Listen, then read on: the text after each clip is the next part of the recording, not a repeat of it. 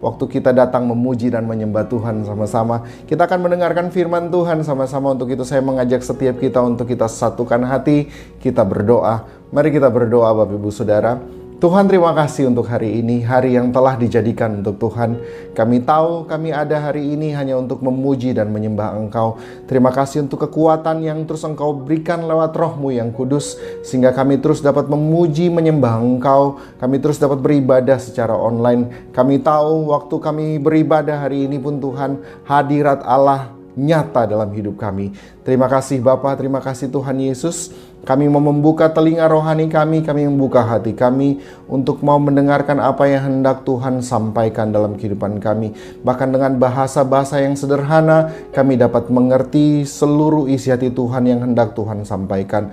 Hamba dalam seluruh keterbatasan hamba, dalam perenungan hamba pun Tuhan, hamba mengandalkan Engkau, Guru yang agung yang dapat mengajarkan setiap kami, sehingga dengan bahasa yang sederhana kami dapat melakukannya. Terima kasih Bapa, terima kasih Tuhan Yesus. Ini doa kami siap untuk mendengarkan firman Tuhan. Yang sudah siap mendengarkan firman Tuhan, sama-sama katakan amin. Puji Tuhan. Saya tahu setiap kita dalam keadaan yang terus merindukan waktu di mana kita bisa sama-sama beribadah kembali di tempat gereja kita sama-sama. Untuk itu terus doakan supaya kita akan mempersiapkan sebuah ibadah untuk kembali kita sama-sama beribadah secara langsung. Doakan supaya segala sesuatunya bisa berjalan dengan baik. Amin. Hari ini di tanggal 12 Juli 2020, dunia dalam keadaan yang tidak menentu tentunya, dengan pandemi yang terjadi, keadaan ekonomi yang pun juga rasanya belum pulih secara 100%. Banyak orang di luar sana mulai meragukan sesuatu tentang masa depan mereka dan sebagainya. Nah, kalau kita tahu bahwa hidup kita adalah menjadi milik Tuhan, hidup kita adalah Tuhan yang pegang, maka respon kita pun akan sangat berbeda. Nah, banyak orang di luar sana yang mungkin tahu tentang siapa dirinya. Saya berlatar belakang seperti ini, saya dari marga ini, saya punya pendidikan seperti ini, saya dari keluarga seperti ini, saya bekerja di sini, dan berbagai macam atribut yang ada di dalam dirinya. Mereka tahu tentang siapa, tentang dirinya. Kata tahu di sini akan membawa kita untuk mendapatkan informasi tentang siapa kita. Namun belum tentu kata tahu ini bisa menggambarkan tentang siapa kita yang sebenarnya. Berbeda dengan kata kenal. Kalau kita bilang bahwa kita mengenal diri kita, maka kata kenal ini berhubungan dengan satu kata yang sering kita juga dengar, yakni identitas kita yang sebenarnya. Nah, untuk bisa mengenal atau menemukan identitas kita yang sebenarnya, maka tidak dapat disimpulkan itu dari hal-hal yang berbau fisik saja. Namun lebih daripada hal itu, karena identitas ini berbicara tentang sesuatu yang ada di dalam kita, bukan cuma sesuatu yang bisa terlihat dengan kasat mata. Nah, kita dapat menemukan identitas kita yang sebenarnya saat kita mulai membangun hubungan. Katakan membangun hubungan. Membangun hubungan dengan siapa? Dengan Tuhan. Dia yang menciptakan kita. Kalau tadi di awal saya sudah berkata bahwa dunia sedang dilanda oleh sebuah ketidakpastian tentang apa yang akan terjadi di depan. Banyak pertanyaan, banyak keraguan yang mulai timbul, yang dapat juga merasuki pikiran-pikiran orang percaya. Ada pertanyaan-pertanyaan yang mulai timbul dalam diri seseorang waktu mulai masuk dalam fase kehidupan, khususnya saat kita berada di kehidupan pandemi saat ini. Pertanyaan-pertanyaan itu bisa saja seperti, kapan ya kesusahan ini dapat berakhir? Pertanyaan itu juga seperti, aduh, masa depan saya seperti apa ya? Orang pun mulai bertanya, aduh, saya tuh yang masih muda bertanya, saya mau sekolah di mana nanti? Ada anak-anak yang harus sekolah di luar daripada kota Sorong, tapi akhirnya orang tua harus memutuskan, enggak, kita stay dulu di Sorong, sambil menunggu supaya keadaan dunia, keadaan sekitar nih bisa dipastikan apakah semakin lebih baik atau tidak. Ada juga yang bertanya, seorang bisnismen bertanya, apakah bisnis saya masih ada harapan atau tidak? Ataukah bahkan ada pertanyaan, saya hidup masih bisa untuk hari esok lagi enggak ya? Apakah saya masih bisa hidup? Apakah saya hidup sekarang nih, saya mau seperti apa nantinya? Dan sebagainya. Nah, pertanyaan ini bila kita dalami, maka akan muncul pertanyaan-pertanyaan yang lebih dalam lagi. Yakni, apakah kita yakin sebenarnya? Apakah saya yakin sebenarnya dengan kehidupan saya yang sekarang saya jalani atau tidak? Apakah saya mengenal identitas saya yang sebenarnya? Dengan kata lain, setiap pertanyaan yang tadi ada, isunya adalah satu, Bapak Ibu Saudara. Isunya adalah isu identitas. Katakan identitas. Siang hari ini, pagi hari ini, bahkan ada yang menyaksikan malam juga, saya akan membahas tentang sesuatu yang saya beri judul Know Your Identity. Kenali identitasmu. Kita buka dalam Matius 5 ayat 13 sampai ayatnya yang ke-14.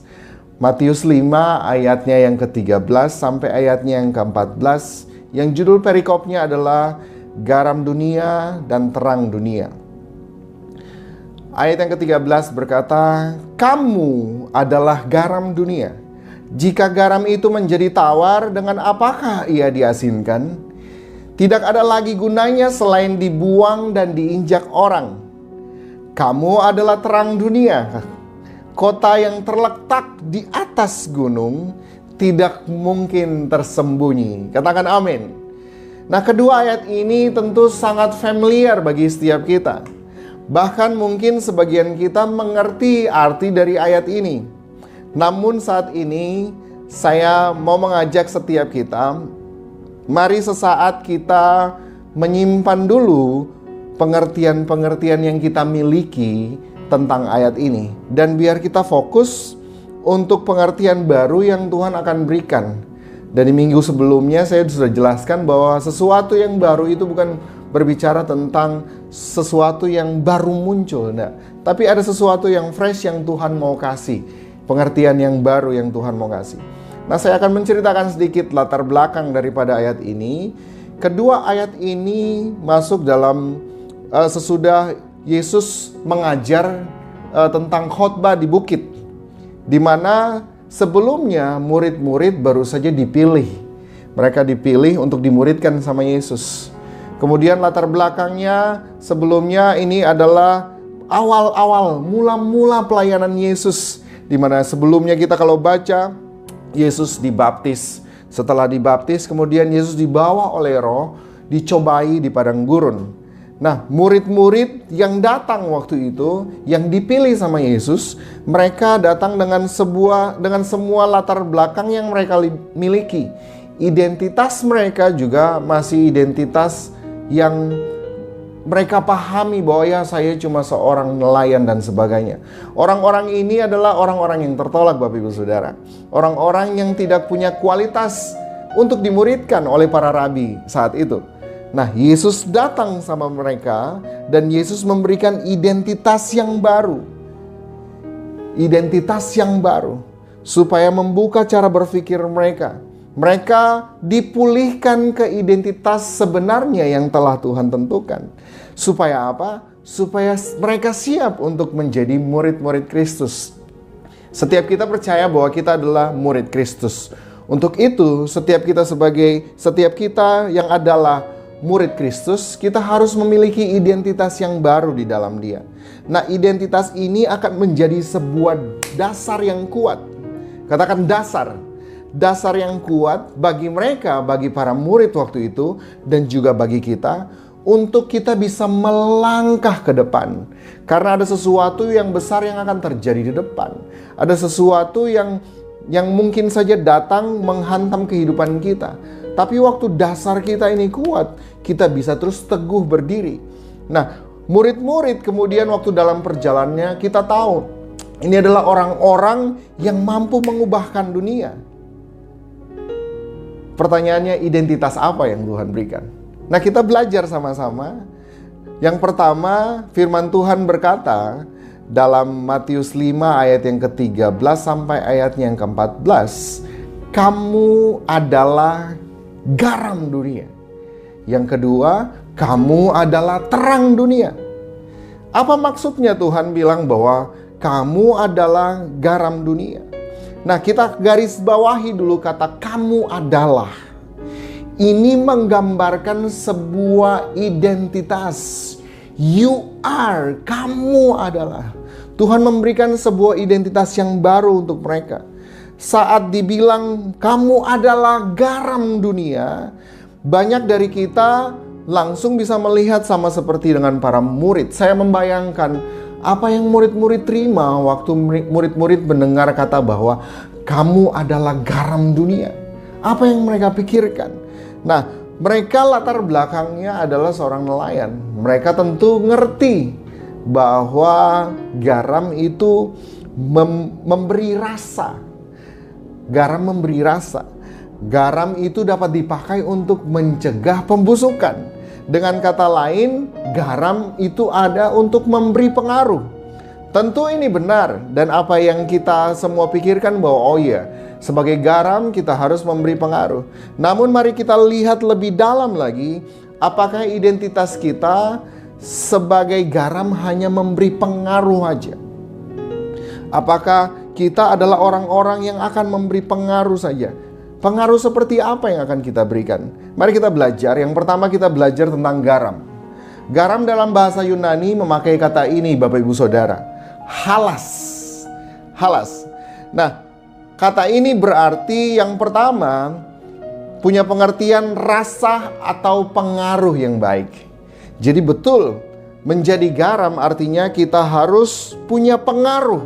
Kita harus membawa rasa. Mulai dari lingkup yang terkecil, yakni keluarga. Saya bisa dengan lantang dan berkhotbah serta mengajar, memberikan pengajaran-pengajaran yang baik, mempersiapkannya secara baik, dan berkhotbah dengan sangat baik. Tapi itu belum tentu, Bapak Ibu Saudara, menjadikan diri saya sebagai seseorang yang membawa pengaruh yang baik. Kalau misalnya saya membawa pengaruh yang baik, itu harus dimulai dari keluarga, bukan dimulai dari panggung pelayanan. Enggak. Kalau Bapak Ibu Saudara mau tanya tentang apakah saya memberikan pengaruh yang baik atau tidak, maka tentu yang akan merasakan itu duluan adalah keluarga yang terdekat dari saya. Anak saya, istri saya, orang tua saya, saudara-saudara saya.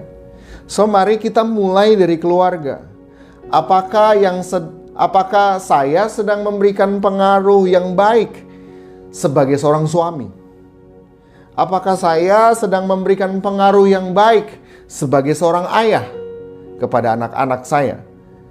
Sebagai seorang suami kepada istri saya, apakah saya sedang menjadi garam, saya menjadi pengaruh yang baik? Apakah saya menjadi pengaruh yang baik waktu saya menjadi seorang anak? Apakah saya menjadi pengaruh yang baik waktu saya menjadi seorang saudara, menjadi seorang brother dan sister? Nah, kita harus mulai dari situ. Kita harus mengerti bahwa identitas yang pertama adalah kita menjadi seorang yang punya pengaruh yang baik. Bagaimana dengan kehidupan kita semua? Bagaimana kehidupan dengan saya dan saudara? Ini identitas yang baru yang Tuhan berikan. Harusnya kita selalu bermain dengan identitas seperti ini. Kita belajar untuk mengingatkan diri kita kembali bahwa saya harus memberikan pengaruh yang baik. Yang kedua, kata garam atau yang kita tahu dalam bahasa Yunani tadi adalah kata halas. Punya pengertian yang kedua adalah ini, Bapak Ibu Saudara. Sacrifice. Wah. Ternyata bukan cuma pengaruh, tapi garam juga punya arti sacrifice. Kita tahu sebagai perasa, maka sebagai salah satu bumbu, garam itu akan dilarutkan. Dan waktu dia larut, dia tidak kelihatan lagi. Dia mengorbankan dirinya untuk memberikan rasa. Apakah kita menjadi orang-orang yang juga mengorbankan diri kita untuk kepentingan bersama? Pertama, kita belajar bahwa garam itu memberikan pengaruh. Yang kedua, dia mengorbankan diri. Identitas yang baru yang harus kita punya sebagai murid-murid Kristus adalah kita harus dikenal sebagai orang-orang yang rela berkorban. Bukankah Kristus sudah lebih dulu menjadi teladan buat kita? Dalam Filipi 2 ayat yang ke-5 sampai ayat yang ke-8 berkata, Hendaklah kamu dalam hidupmu bersama menaruh pikiran dan perasaan yang terdapat juga dalam Kristus Yesus. Ayat yang ke-6, yang walaupun dalam rupa Allah tidak menganggap kesetaraan dengan Allah itu sebagai milik yang harus dipertahankan. Ayat yang ke-7, melainkan yang telah mengosongkan dirinya sendiri dan mengambil rupa seorang hamba dan menjadi sama dengan manusia. Ayat yang ke-8, dan dalam keadaan sebagai manusia ia telah merendahkan dirinya dan taat sampai mati, bahkan sampai mati di kayu salib. Yesus sedang memberikan keteladanan bahwa dia menjalani kehidupan tanpa egosentris. Dia sedang menjalani kehidupan di mana dia melakukan kehendak Bapaknya. Dia mengorbankan dirinya. Mari kita jujur, saat ada orang yang lebih susah dari kita, maukah kita berkorban untuk menolong? Atau waktu kita berantem, suami dan istri, adik dan kakak, orang tua dan anak, atau sahabat. Pertanyaannya, waktu kita berantem, siapa yang mau berkorban duluan untuk menahan ego, berpikir secara jernih dan mulai berkata, saya minta maaf. Suami ke istri, ayo kita jujur, siapa yang duluan minta maaf? Sayang, saya minta maaf. Atau adik sama kakak, mari minta maaf. Hal ini sangat penting. Itu merupakan sebuah korban bagi kita sebenarnya. Waktu kita harus menghilangkan ego kita, dan walaupun kita tidak salah, kita mau sungguh-sungguh meminta maaf. Kita belajar bahwa yang kedua, garam berbicara tentang mengorbankan diri, melihat kepentingan yang lebih besar. Waktu ada salah, ataupun orang lain kita berantem, tapi saya tahu, oh iya ya, saya harus meminta maaf duluan. Nah, hal ini penting karena berhubungan dengan arti garam berikutnya, Bapak Ibu Saudara. Arti garam berikutnya adalah kerukunan yang abadi. Wow. Yang pertama, garam itu adalah artinya memberi pengaruh. Yang kedua, garam itu artinya pengorbanan. Yang ketiga, garam artinya kerukunan yang abadi. Salt is a symbol of lasting concord. Atau dengan kata lain, garam itu berbicara tentang membawa damai. Rukun, kerukunan abadi. Jadi waktu saya berkata bahwa saya adalah garam, Kristus berkata dalam firman-Nya, kamu adalah garam, maka saya pun harus menjadi seorang pembawa damai. Dimanapun saya berada, di situ ada kerukunan. Mazmur 133, kita tahu dia dalam bentuk lagu. Sungguh alangkah baiknya, sungguh alangkah indahnya, bila keluarga semua hidup rukun bersama. Bukankah Yesus adalah Raja Damai? Bahkan Paulus dalam kitab Roma, Roma 12 ayatnya yang ke-18 berkata, sedapat-dapatnya kalau hal itu bergantung padamu, hiduplah dalam perdamaian dengan semua orang. So, hari ini kita punya identitas yang baru yang Tuhan berikan adalah kita adalah orang yang membawa damai. Kemanapun kita pergi, bahasa kita adalah bahasa damai. Dimanapun kita berada, kita adalah orang-orang yang selalu membawa damai. Ada kerukunan di tengah-tengah keluarga kita. Ada kerukunan di tengah-tengah lingkungan kita. Ada kerukunan waktu kita pergi, dimanapun kita berada, di kantorkah kita, di sekolahkah kita, dalam pekerjaankah kita. Kehadiran kita tuh tiba-tiba membawa damai.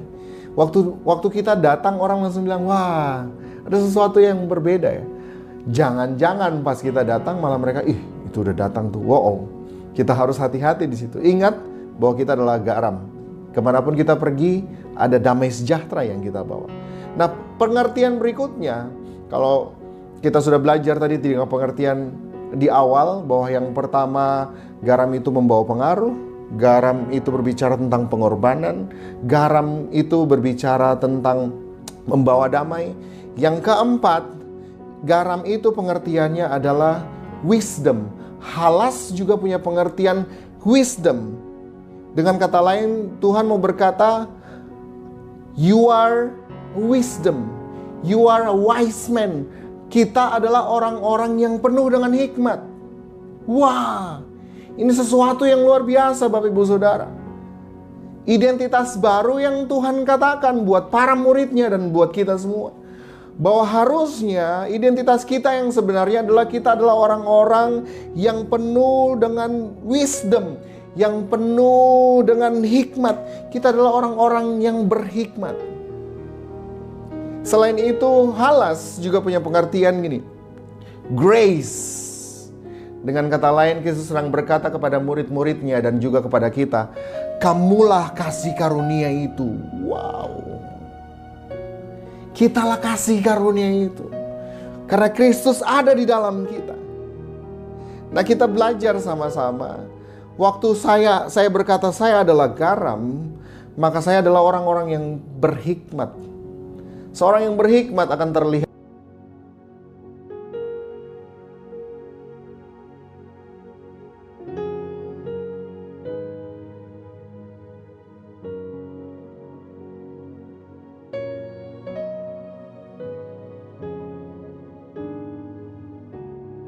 tidak mempunyai arti yang baik. Harusnya kita sebagai murid Kristus, kita adalah orang-orang yang dikenal dengan kata-kata yang penuh dengan hikmat. Cara berfikirnya, kita adalah orang-orang yang menghargai kasih karunia itu. Nah, saya simpulkan bahwa identitas yang surga berikan buat kita untuk kita menjadi garam antara lain, dimanapun saya berada, saya adalah orang yang membawa rasa atau saya punya pengaruh yang baik.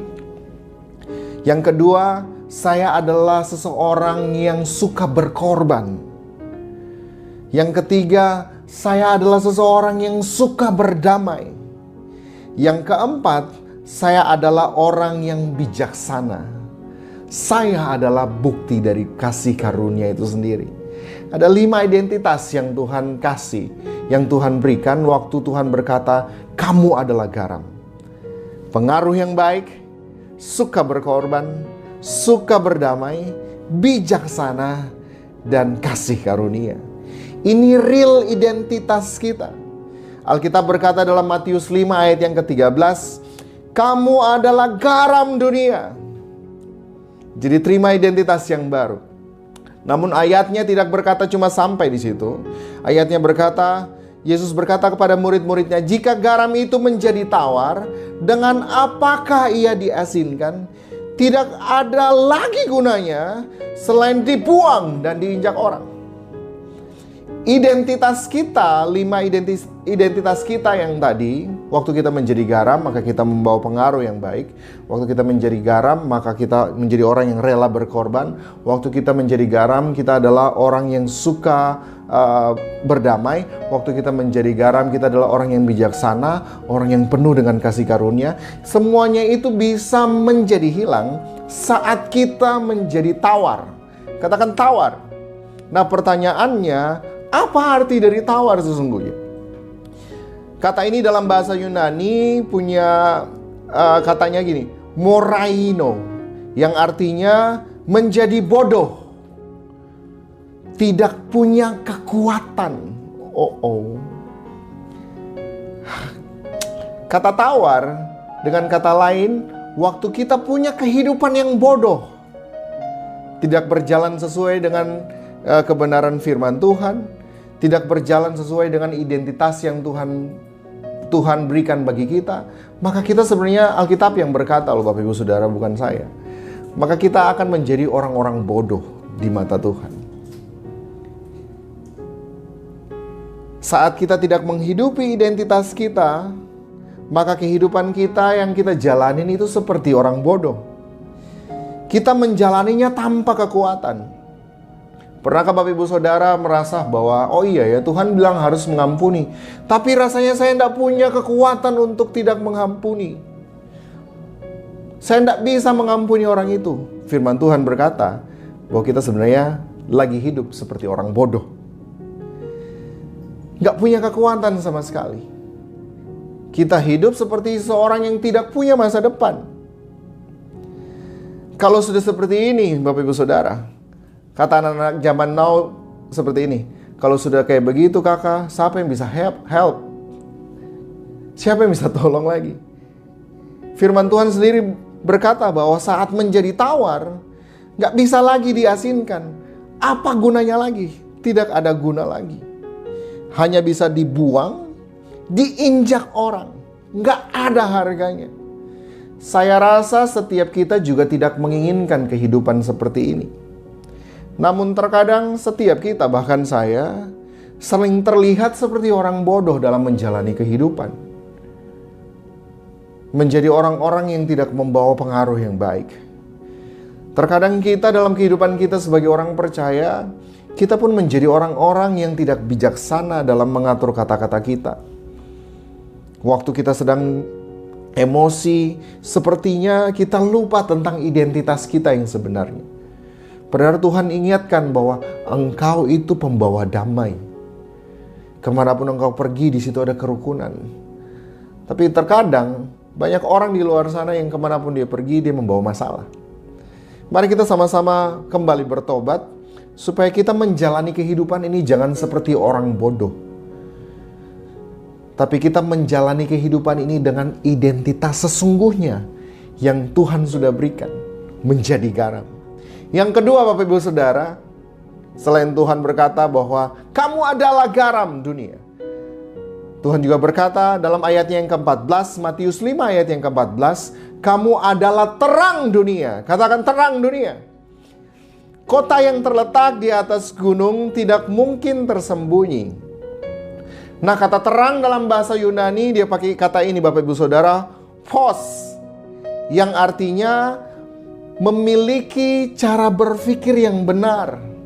Ada pengertian yang benar. Orang yang rohani dalam kehidupan bukan cuma perkataan. Ingat bahwa apa yang kita pikirkan seringkali itu yang kita lakukan. So, mari sama-sama bangun cara berpikir yang sesuai dengan firman Tuhan, supaya kita bisa berkata bahwa aku adalah terang. Saya adalah terang. Bangun cara berpikir kita. Filipi 4 ayat yang ke-8 berkata, jadi akhirnya saudara-saudara, semua yang benar, semua yang mulia, semua yang adil, semua yang suci, semua yang manis, semua yang sedap didengar, semua yang disebut kebajikan dan patut dipuji, pikirkanlah semuanya itu. Garis bawahi kata pikirkanlah semuanya itu. Ingat bahwa kita adalah terang dunia. Kita harusnya membawa pemikiran-pemikiran yang sesuai dengan kebenaran firman Tuhan dimanapun kita pergi. Kata pikirkanlah semuanya itu dalam bahasa Yunani punya arti seperti ini Bapak Ibu Saudara. To take an inventory. Atau dengan kata lain, semua pikiran-pikiran, semua yang benar, semua yang mulia, semua yang adil, semua yang suci, semua yang manis, semua yang sedap didengar, semua yang disebut kebajikan dan patut dipuji, kita harus menginventarisnya dalam cara berpikir kita. Kata Yunani yang dipakai di situ logizomai. Kita harus menginventaris itu dalam pikiran kita. Supaya waktu hal-hal itu kita inventariskan dalam kehidupan kita, maka segala sesuatu yang kita inventaris itu akan menjadi dasar saat kita mau melakukan segala sesuatu. Saat kita mau mulai berkata-kata. Karena itu yang ada dalam pikiran kita. Itu yang menjadi inventaris dalam pikiran kita. Mari kita sama-sama belajar, Bapak Ibu Saudara, baik saya maupun Bapak Ibu Saudara, semua teman-teman yang ada di rumah, supaya kita sama-sama belajar, oh iya ya, Saat ini saya akan memikirkan, saya akan mulai menyimpan, menginventaris semua yang benar, semua yang mulia, semua yang adil, semua yang suci, semua yang manis, semua yang sedap didengar, semua yang disebut kebajikan dan patut dipuji. Saya mau menginventaris itu dalam kehidupan, dalam pikiran saya, supaya apa yang saya lakukan, apa yang saya perkatakan, apa yang saya perbuat itu menjadi terang buat orang lain. Itu bisa kelihatan buat orang lain. Kehidupan kita akan dilihat seperti menjadi teladan. Makanya Alkitab berkata dalam Matius 5 ayat yang ke-14, kamu adalah terang dunia. Kita adalah orang-orang yang menginventaris cara berpikir yang baik dalam kehidupan kita. Kemudian Alkitab berkata ini, kota yang terletak di atas gunung tidak mungkin tersembunyi. Dengan kata lain begini Bapak Ibu Saudara, waktu kita mengerti bahwa kehidupan kita adalah garam, saya adalah garam dan saya adalah terang dunia, maka level kehidupan kita sebagai seorang percaya, levelnya bukan lagi level di bawah. Level kita adalah level teladan. Ini bukan berbicara tentang posisi atau jabatan yang Bapak Ibu Saudara pegang dalam pemerintahan kah, dalam usaha kah, dalam bisnis, status sosial, tidak sama sekali. Tapi ini berbicara tentang level kerohanian, di mana kita dilihat sama orang, wow, ada identitas yang luar biasa. Harusnya kita punya kehidupan levelnya nih, kita bermain di level-level atas, bukan lagi level-level yang di bawah. Harusnya kita menjadi orang-orang yang bisa diteladani. Harusnya identitas yang kita mainkan adalah identitas yang dikatakan bahwa sebagai garam dan sebagai terang. Sehingga kita tidak bermain lagi di bawah. Kita mulai pikirkan perkara-perkara di atas, kata firman Tuhan. Kita bukan lagi memikirkan sesuatu yang cuma sementara aja di bawah. Harusnya di situ menjadi level kita, Bapak Ibu Saudara. Kehidupan kita seperti kota di atas gunung. Level kita itu di atas. Saya mau katakan sekali lagi untuk Bapak Ibu Saudara. Level kita di atas. Nah, Yesus sedang berkata-kata kepada murid-muridnya bahwa, hey, kalian bukan cuma sekedar sebagai seorang nelayan aja. Waktu kalian mulai tahu identitas kalian, maka kehidupan kalian pun akan naik. Tuhan akan bawa naik.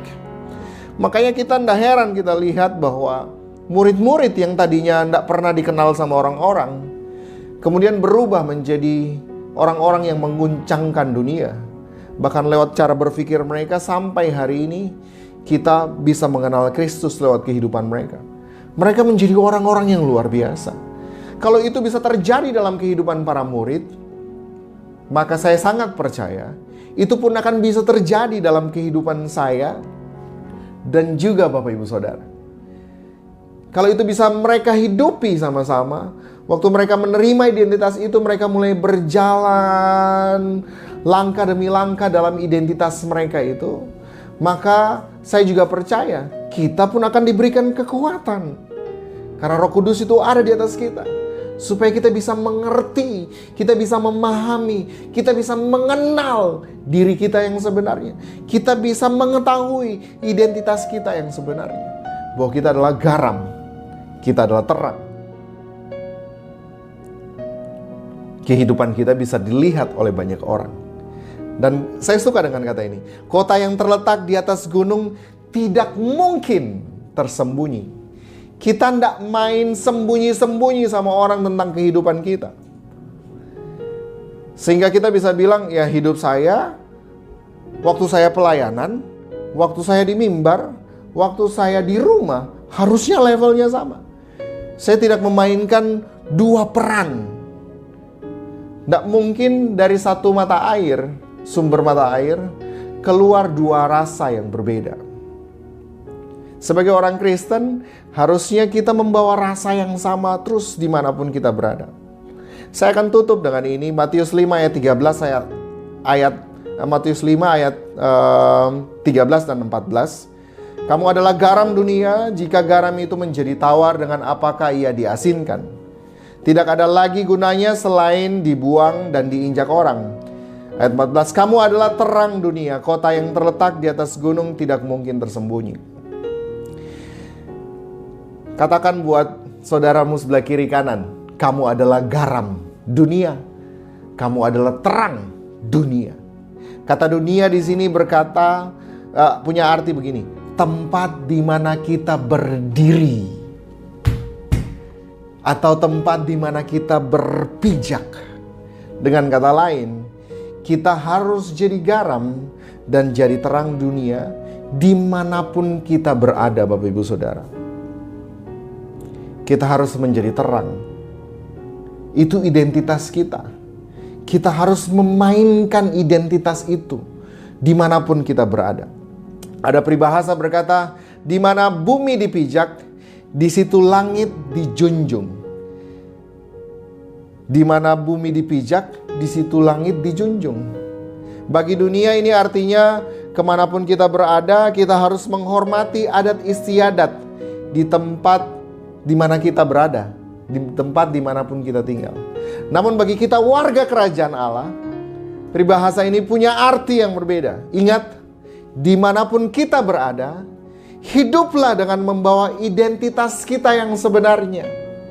Jangan lagi membawa identitas kita yang lama. Sama seperti para murid, mereka akhirnya akan mulai mengerti, oh iya ya, kenapa waktu mulai awal kita melayani Yesus berkata bahwa kamu adalah garam dunia, kamu adalah terang dunia. Mereka mulai mengerti bahwa perkataan Yesus itu adalah perkataan yang memulihkan mereka. Mereka menangkapnya.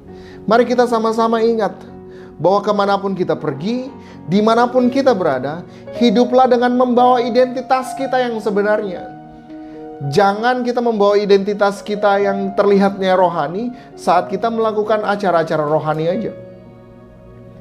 Jangan kita bangun double standard dalam kehidupan kita, atau kita punya dua standar. Mari kita bawa identitas kita dimanapun kita berada. Waktu kita di sekolah, waktu kita dalam pekerjaan kita, waktu kita di keluarga, waktu kita dalam komunitas apapun, mari kita bawa nilai kita yang sebenarnya. Jangan lupa itu, Bapak Ibu Saudara. Ingat, adat istiadat kita adalah adat istiadat kerajaan Allah. Kita punya kingdom value. Saya yakin dan percaya biar firman yang singkat ini dan sederhana bisa kita renungkan, kita dengarkan kembali, biar kita bisa menangkap apa yang Tuhan mau. Ingatlah bahwa setiap kita adalah garam. Itu identitasku dan identitasmu. Garam artinya saya membawa rasa, pengaruh yang baik. Garam artinya saya adalah orang yang suka berkorban. Saya adalah orang yang suka berdamai kemanapun saya pergi. Saya adalah orang yang bijaksana dalam bertutur kata, dalam berpikir. Saya adalah orang yang penuh dengan kasih karunia. Jangan jadi tawar, Bapak Ibu Saudara. Jangan menjadi bodoh. Jangan menjadi tumpul. Jangan menjadi orang-orang yang sepertinya tidak punya kekuatan. Ingat, identitas itu Tuhan berikan bagi kita. Kita adalah terang. Kita harus membawa pemikiran-pemikiran yang sesuai dengan kebenaran firman Tuhan. Biar firman ini bisa merema menjadi rema buat kehidupan kita, mengubah cara berpikir kita, supaya kita semakin kuat.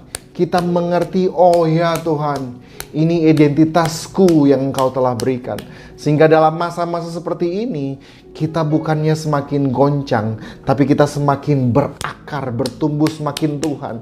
Semakin percaya kepada Tuhan, semakin terus menaruh pengharapan kepada Tuhan. Dan saya sungguh sangat percaya bahwa pengharapan di dalam Tuhan tidak pernah akan sia-sia. Kita akan melihat masa depan kita menjadi masa depan yang luar biasa. Kita akan melihat sesuatu yang di depan itu adalah sesuatu yang menggairahkan. Kita akan punya pemikiran-pemikiran baru, hikmat yang baru yang Tuhan berikan untuk bisa menjalankan bisnis kita, menjalankan usaha kita, untuk bisa melihat kehidupan kita menjadi kehidupan yang bermakna buat orang lain. Amin, Bapak Ibu Saudara. Mari kita bersatu dalam doa sama-sama. Mari kita berdoa. Bapa, terima kasih untuk firman-Mu yang telah Engkau berikan bagi setiap kami. Kami percaya bahwa firman-Mu ini mengubahkan cara berpikir kami, Tuhan.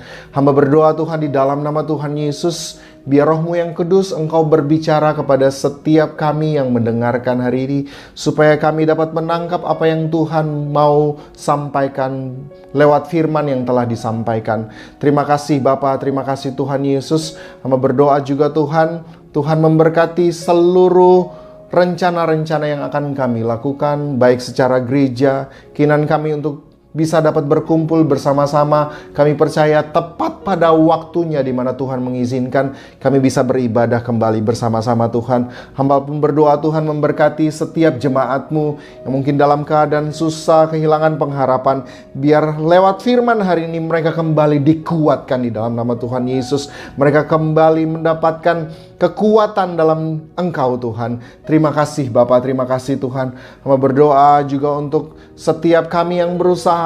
Tuhan terus berikan hikmat, Tuhan berikan kemampuan. Setiap kami yang bekerja, Tuhan terus berikan kami kinerja yang baik, kami terus lakukan. Excellent spirit ada dalam kehidupan kami Bapa. Terima kasih Tuhan, kami yang masih sekolah, kami yang sedang mengejar akan masa depan kami, biar kami terus berpegang teguh kepada janji Tuhan. Maka Tuhan berjanji bahwa kami akan selalu naik dan tidak turun. Waktu kami terus memegang janji Tuhan, maka kami percaya sesuatu pasti terjadi. Setiap orang-orang tua yang ada Tuhan, setiap kepala rumah tangga yang ada, setiap ibu rumah tangga dalam pekerjaannya, segala sesuatu yang dikerjakan oleh tangan mereka, Tuhan buat berhasil di dalam nama Tuhan Yesus. Terima kasih Bapa, terima kasih Tuhan.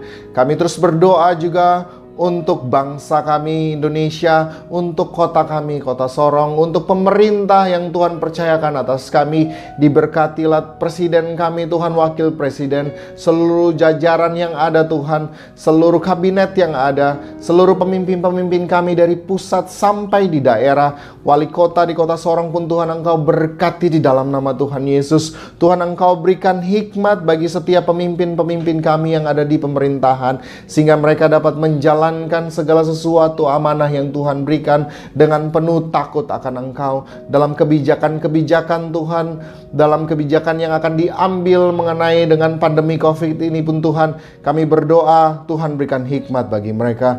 Terima kasih Tuhan, kami terus tahan hentinya berdoa biar gereja-gereja Tuhan menjadi satu. Kami berdoa juga Tuhan, biar setiap umat Tuhan dimanapun berada punya satu roh, di mana bergerak bersama-sama berdoa untuk pemulihan yang Tuhan akan lakukan bagi bangsa kami, bagi kota kami. Kami percaya damai sejahtera Tuhan turun atas kota kami, kota Sorong. Kami berdoa biar penduduk semua yang ada di kota Sorong adalah orang-orang yang takut Tuhan, yang mengenal Tuhan. Terima kasih Bapa, terima kasih Tuhan Yesus. Kami sudah selesai hari ini dan kami tahu hadirat Tuhan terus memenuhi kehidupan kami.